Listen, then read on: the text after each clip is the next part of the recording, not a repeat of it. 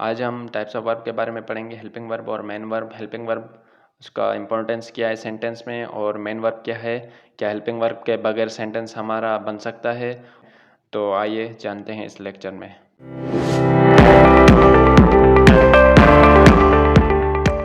अस्सलाम वालेकुम दोस्तों, welcome back to my YouTube channel.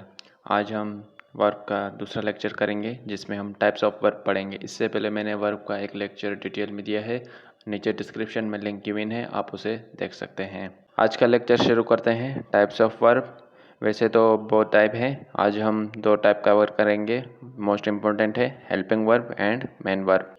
Helping verb को ऑक्सिलरी वर्ब भी कहते हैं और मेन वर्ब को लेक्सिकल वर्ब भी कहते हैं। जब कोई ऑक्सिलरी वर्ब कहे तो समझ लेना वो हेल्पिंग वर्ब की बात कर रहा है, और लेक्सिकल वर्ब कोई बोले तो समझ लेना कि वो मेन वर्ब की बात कर रहा है। ठीक है, हेल्पिंग वर्ब जो है वो नाम से ही जाहिर हो रहा है कि वो हेल्प करता है। अब ये हेल्प किसकी करता है, ये हेल्प करता है मेन वर्ब की। अब मेन वर्ब क्या है, मेन वर्ब वो होते हैं हमारे जिसमें एक्शन एंड स्टेट शो होते हैं। ये मैंने पहले पढ़ा लिया है कि एक्शन और स्टेट क्या होते हैं वर्ब के, और कौन कौन से एक्शन वर्ब हैं और कौन कौन से एक्शन लेस वर्ब हैं। आप पिछले लेक्चर में देख सकते हैं, नीचे डिस्क्रिप्शन में लिंक गिवन है। तो जो मेन वर्ब होता है वो शो करता है एक्शन एंड स्टेट्स को, मतलब कि किस कंडीशन में है। जो कि एक्शन हमारा एक्शन फिजिकल एक्टिविटी है, और स्टेट जो है हमारा उसकी क्या सिचुएशन है, कंडीशन क्या है। ठीक है, जो हेल्पिंग वर्ब होता है वो किसकी हेल्प करता है, मेन वर्ब की। तो हम हेल्पिंग वर्ब के देख लेते हैं कि कौन से होंगे और कितने हैं। हेल्पिंग वर्ब जो होते हैं वो 16 या 17 हेल्पिंग वर्ब होते हैं ग्रामर में। ठीक है, वो कौन से होंगे आगे चलकर हम पढ़ेंगे कि कौन से हेल्पिंग वर्ब होते हैं। और इसी तरह से मेन वर्ब जो होते हैं वो थाउजेंड्स ऑफ मेन वर्ब होते हैं, वो बहुत सारे होते हैं। लेकिन जो हेल्पिंग वर्ब है हमारे 16 या 17 होते हैं ग्रामर में।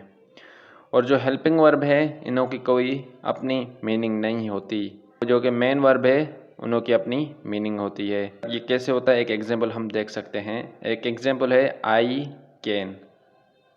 जैसा कि आई क्या है हमारा, आई हो गया हमारा सब्जेक्ट, और ये कैन क्या है, कैन हमारा है हेल्पिंग वर्ब जिसको हम ऑक्सिलरी वर्ब भी कहते हैं। अब इसका मतलब है मैं कर सकता हूँ। अब क्या कर सकता हूँ, I can what, I can teach, I can read, I can learn. तो इससे मतलब कि हमारा कोई कॉन्सेप्ट सेंस क्रिएट नहीं हो रहा, कि मतलब अधूरा सेंस लग रहा है, कुछ मीनिंग हमें सही नहीं मिल रही। तो इसी तरह से हम दूसरा देखते हैं, यू मस्ट वाट।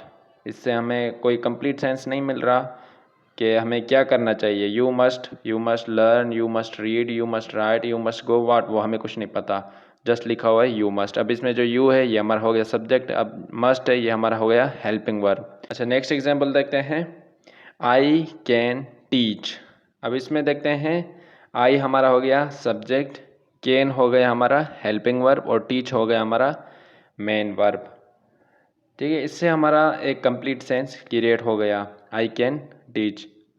और यू मस्ट लर्न, अब यू हमारा हो गया सब्जेक्ट, मस्ट हो गया हमारा हेल्पिंग वर्ब, एंड लर्न हो गया हमारा मेन वर्ब।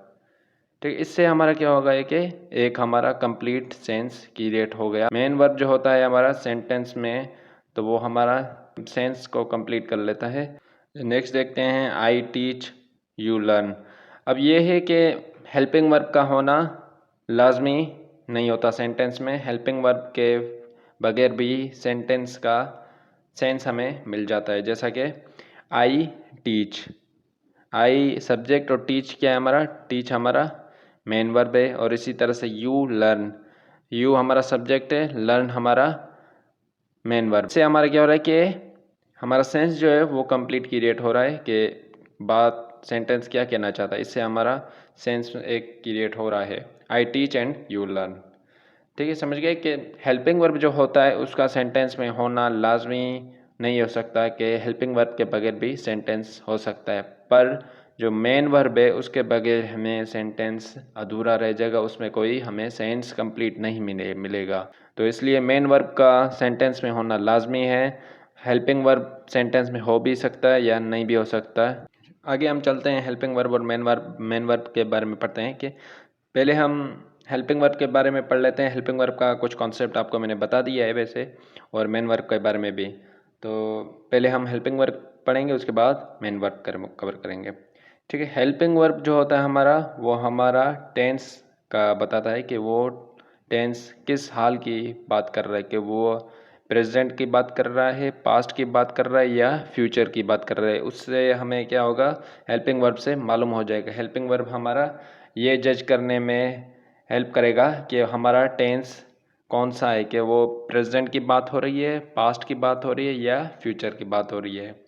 इसी तरह से हेल्पिंग वर्ब जो होते हैं वो नेगेटिव सेंटेंस बनाने में हेल्प करते हैं, जैसा कि मैं खाना नहीं खा रहा हूँ। अब ये हमारा हो गया नेगेटिव सेंटेंस। तो इससे हमें पता चल जाएगा हेल्पिंग वर्ब की हेल्प से हमें नेगेटिव सेंटेंस बन जाएगा।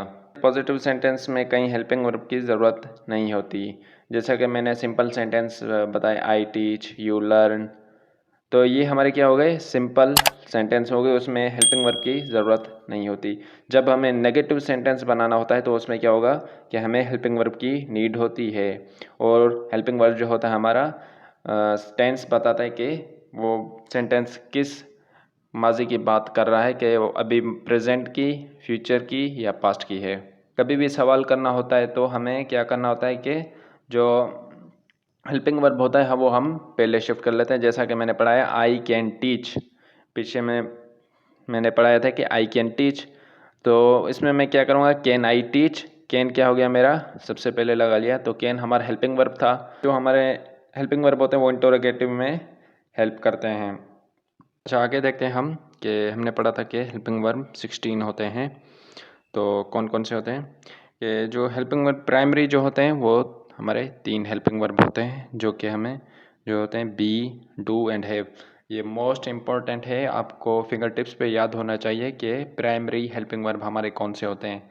Number 1 be, number 2 do and have. ये हम आगे चलेंगे कि इसका इस्तेमाल कैसे होगा और कहाँ कहाँ होता है।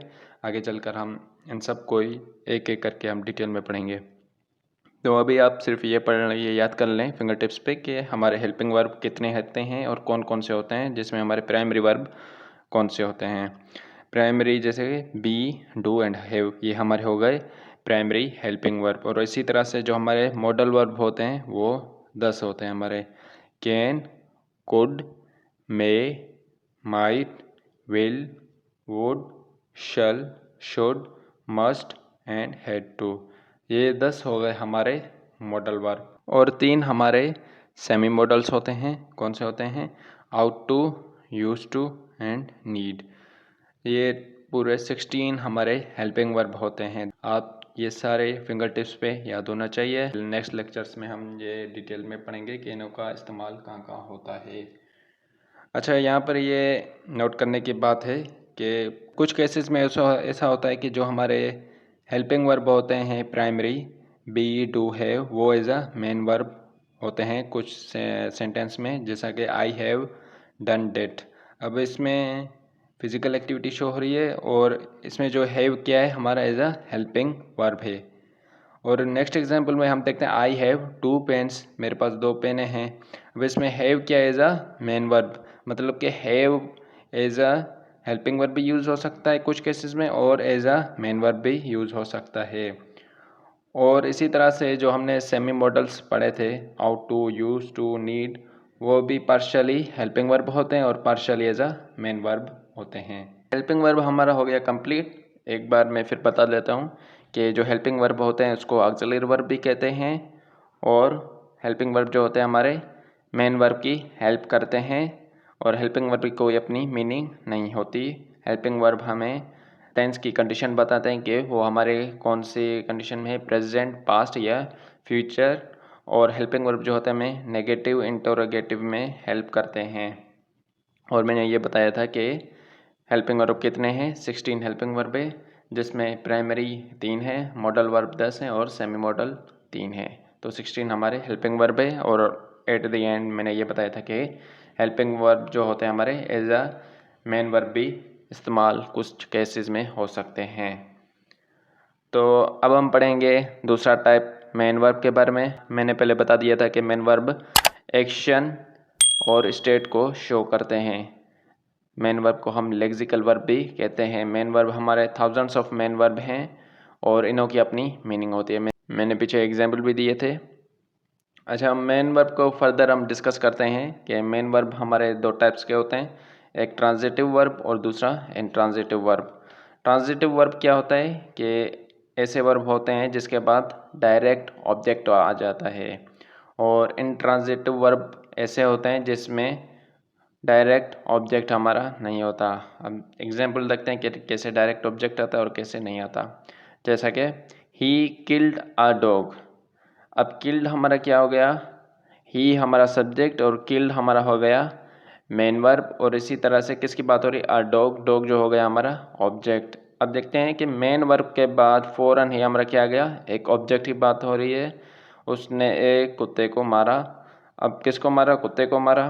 कि किल्ड के बाद हमारा फ़ौरन ही ऑब्जेक्ट आ गया, तो ये हमारा किल्ड जो हो गया मेन वर्ब पर ट्रांजिटिव वर्ब हमारा कहलाएगा। इसी तरह से दूसरा एग्जाम्पल हम देखते हैं, आई सा एन एग। अब इसमें सा देखते हैं हमारा वर्ब है, पर उसके बाद फ़ौरन ही हमारा ऑब्जेक्ट आ गया, तो सा हमारा हो गया ट्रांजिटिव वर्ब, क्योंकि इसके बाद फ़ौरन ही ऑब्जेक्ट आ रहा है। इसी तरह से कुछ सेंटेंस ऐसे होते हैं जिसके बाद फ़ौरन ऑब्जेक्ट नहीं आता, जैसा कि ही डाइड, इसके बाद कोई ऑब्जेक्ट नहीं आ रहा। ही हैज़ रीच्ड, अब हैज़ के बाद हमारा रीच्ड आ गया, तो इसमें हमारा कोई ऑब्जेक्ट की बात नहीं हो रही, मतलब कि कोई वर्ब के बाद फ़ौरन ऑब्जेक्ट इसमें नहीं आ रहा। अच्छा, जो मेन वर्ब होते हैं कुछ ऐसे होते हैं कि ट्रांजिटिव भी होते हैं और इंट्रांजिटिव भी होते हैं, एक ही वर्ड, जैसा कि स्पीक। स्पीक हमारा क्या है, मेन वर्ब है। अब ये स्पीक ट्रांजिटिव भी है, इंट्रांजिटिव भी है। एग्जांपल देखते हैं कैसे, कि he speak Urdu, he speaks Urdu. अब इसमें क्या हो गया, ही हमारा सब्जेक्ट है, स्पीक हमारा वर्ब हो गया, अब उर्दू हमारा ऑब्जेक्ट है। अगर ऑब्जेक्ट आ गया वर्ब के बाद तो हमारा ये क्या हो गया, speak as a transitive verb, क्योंकि ऑब्जेक्ट हमारा आ रहा है। और इसी तरह से अगर हम जस्ट बोलें ही स्पीक्स, तो ये भी सेंटेंस करेक्ट है, पर इसके बाद कोई ऑब्जेक्ट नहीं है, तो ये हमारा स्पीक्स क्या हो गया, इंट्रांजिटिव, क्योंकि इसके बाद हमारा कोई ऑब्जेक्ट नहीं आ रहा। तो आज हमने पढ़ा वर्ब के टू टाइप्स ऑफ वर्ब पढ़े, हेल्पिंग वर्ब और मेन वर्ब। हेल्पिंग वर्ब क्या होते हैं और मेन वर्ब क्या होते हैं, और इसकी helping verb as a main verb कैसे प्रिटेंड करते हैं, और मेन वर्ब ट्रांजिटिव एक ही हो सकता है और इंट्रांजिटिव भी हो सकता है, और हेल्पिंग वर्ब कहाँ कहाँ यूज होता है और इसकी ज़रूरत क्या होती है, ये हमने आज पढ़ लिया था। If you have any question, do write your question in comment section below and hit like and subscribe button if you haven't yet. मिलते हैं नेक्स्ट टॉपिक के साथ। Until then, मुझे अपनी दुआओं में रखना। Stay tuned and अल्लाह हाफिज़।